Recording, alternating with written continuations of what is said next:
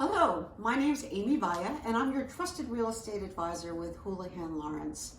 I am the founder of the Amy Vaya Real Estate Team, and we handle Westchester County and the surrounding counties, anything from studio apartments all the way up to horse farms and anything in between. I am also a member of Architectural Homes NY with my business partner Todd Goddard, and we specialize in mid-century modern and modern homes. Welcome to this video. I have my friend Mark Merchant here, and we are discussing for the first time the differences between do-it-yourself and hiring a pro.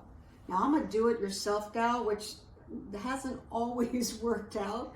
So I thought it would be valuable to our clients and to our friends to kind of hear from a painter, professional painter. Mark is the painter extraordinaire.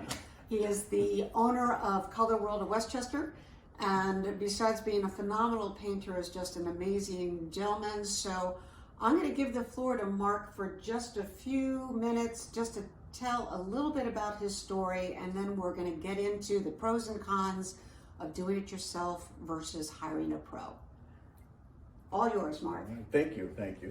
Good morning. I'm Mark Merchant, owner of Color World. I've been been owner of Color World for 3 years now, but I'm kind of a jack of all trades background, everything from fitness to opera, which you wanted me to throw that in. We service the Westchester, Fairfield County. That's our territory. That sounds great. So thank you for being with us today. Really appreciate you taking time out of your busy schedule. So I had come up with a couple of notes that I wanted to talk about, and I'm hoping that you can illuminate us on your opinion on whether this is really a do-it-yourself project or is it something that we should really be looking to a pro for. Okay. So one of the first things I thought about was scope of the project. Once again, I'm going to be painting my whole house. That would probably just me doing a 3,000 square foot house by myself. What kind of time would that take me? For an interior, and if you're doing that interior, you're doing all baseboards, frames, ceilings, walls, 3,000 square foot would take you probably 8 weekends at least. No, what am I saying? It's going to be even more than that. It'd be more like 12. I was going to say, I would be really good to do that. Yeah, it'd be 12. I'm thinking that you had another person involved with that. So at least 12 by yourself. Do you think my cameraman would help me? Who's my executive assistant, my daughter, which you can't see. Then you might have a chance. Maybe. But you're talking, it's a long time. You're going to waste a lot of weekends. It's probably going to be more than that. You're going to get called away during the weekend, for family things. Things will come up, and it'll just prolong it. The quality of the job will suffer, just because you probably have to rush through. So you're talking a long because time. I'm doing it, not him. That's why. We're going to circle back to that whole idea of time versus cost at the very end. But so we talked a little bit before this video about walls versus ceilings, and my thought was, well, ceilings are really hard, but you actually said do the ceilings first if you're going to do it yourself. Where is the challenge in doing different projects throughout the house? So, and we can bring in the trim with this as well, because that was a big thing. So walls, ceilings, trims are all things that are part of a painting project. Right, absolutely. Well, with ceilings and walls, the most difficult aspect of any of the painting of just when we're talking walls or ceilings is going to be cutting the corner. Right, so if I'm doing... So the ceilings are not that hard by itself. It's going to be the first thing that you do, and so therefore you can get the paint up on. You can cut your corner, not have to worry about going down on the wall at all, and then you can put your coat of paint up there or two, depending on where the state of it. Again, that's all provided that there's no prep work as well, right? So we're going to get right to the painting. But when you get to the wall, now it's more challenging because you have a different color. Typically you're going to a different color on the walls. And to get that color into that corner without bleeding up onto the ceiling, with no messes or blemishes and so on. It's challenging. It's a steady hand. Some people would say then you have to tape it. Well, but if you don't put your tape, yeah, exactly right. If you don't put your tape up there correctly and you Still go a way along, through. you can still, yeah, absolutely. So Been there, done that too. it's a challenge. It's a challenge. It is a challenge. Yeah. I agree, and I've done that. And so let's talk about trim because, for instance, I may decide to paint a wall, but my trim, and especially, for instance, leading up on my stairs, I've lived here for 21 years. It's all cracked and peeling. Yep. I look at it and I'm completely overwhelmed because it's just not paint. I am not good at prepping. So that would be a classic example of, it would be foolish for me to even attempt to do that and do a decent job. Right. Again, because of the amount of time and also the expertise that's going to be necessary. So if you have cracks, if you have chips, if you have water damage on the surface of your frame, you got to remember you're using a semi-gloss on the frame. Not everybody thinks it might have something to do with making the sheen. Yes, it's bright, it separates things, it brings it out, but also it's an added protective layer. Okay, Right. I didn't know that. So the semi-gloss gives a little more of the enamel finish, so it's a little hardier. It can take a little more abuse. So now, if that's chipped up or it's aged, it's gone through whatever, life cycle. Dogs scratching. I mean, can you believe that a dog would do that? And chew on the side of it. Yeah. You Better trim than furniture. That's what I say. Exactly right. Yeah. But you're going to have to prep that surface. Not only do you have to sand it down, if there's a large divot, you have to fill that in. You're going to have to use some kind of putty bondo or so on. Then that has to be sanded down. The semi-gloss, because of the nature of the paint, has to be sanded, right? Because it's an enamel finish. There's nothing for the top paint to that So you I coat. can't just throw it on there. Yeah, no. Yep, see, learn something new. Exactly. I won't be doing my trim. So yeah. Well, I was going to say, I've often heard that, prep is 80%, paint is 20. Yeah. And that goes to the walls too as well. Okay, so that brings up, because for instance, I don't feel intimidated about doing a white wall or, eggshell or whatever. So Mark, color versus white. For instance, I feel like I could do a white wall pretty easily, but I think out of the corner of the camera you can see I painted my own dining room red with a friend. And don't look too carefully at the cut-in up top, please. Challenging. I just give lots of drinks for people that come over for dinner parties so they don't notice. That's right. But let's talk about that, because I feel much more comfortable doing just plain white. It feels easier, more forgiving, should I say, than color. Yeah. So a white flat or matte finish is going to. It's not going to. It's going to blur the lines a little bit, so you can't see. It's less forgiving. It's more forgiving. More forgiving. Yeah. Thank you. Yes.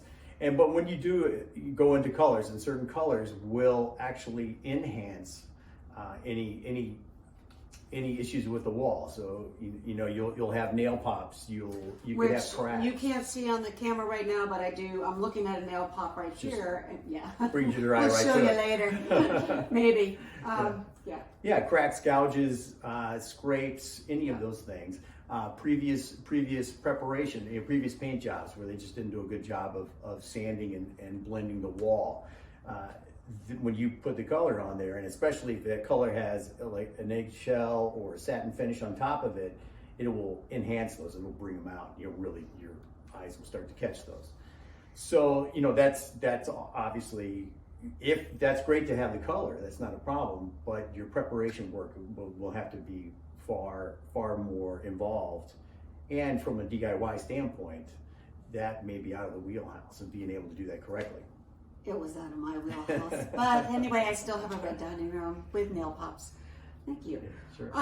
One thing I did notice, I have clients that, in real estate, one of the best things you can add value to a house if you're going to sell is paint. It's the cheapest thing to add value in terms of the price that we can offer the house for and how it appears.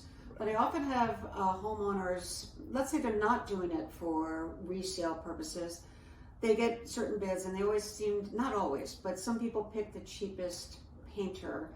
And then I come in and look at it as a real estate broker, and I'm like, oh, you know, it may look a little bit fresher, but a lot of buyers now are looking with a very careful eye.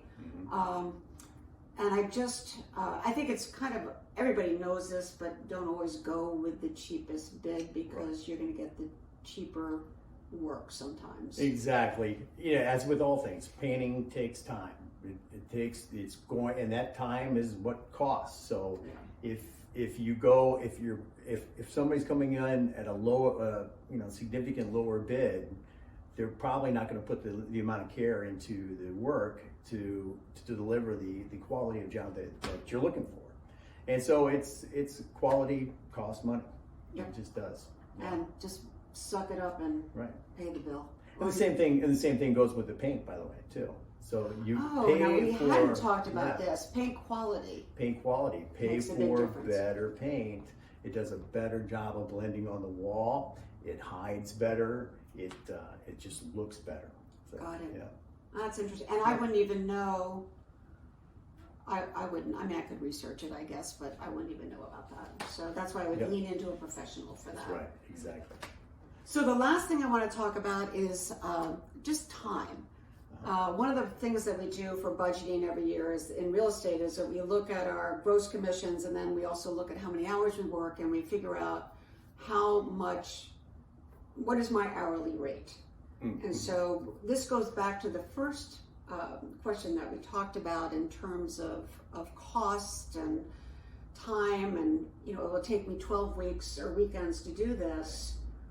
I'm probably paying, if on the backside, if I take away my hours from work, I'm probably paying significantly more than I would if I just had hired a professional to come in and do it.